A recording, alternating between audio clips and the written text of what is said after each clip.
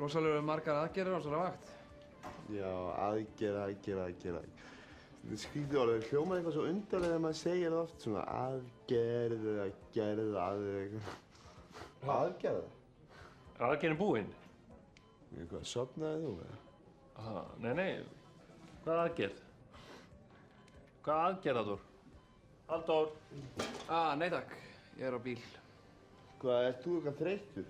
Nei, bara hrollur í mér. Það er svo rosalega kallt hérna. Settu bara kalt vatn á púlsinn, það ger ég alltaf.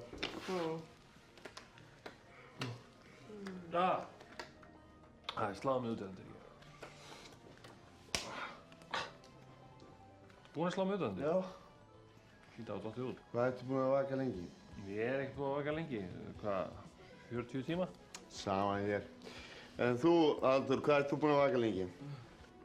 Er ég vakandi núna? Svona láttu ekki svona. Hvað ertu búinn að vaka lengi?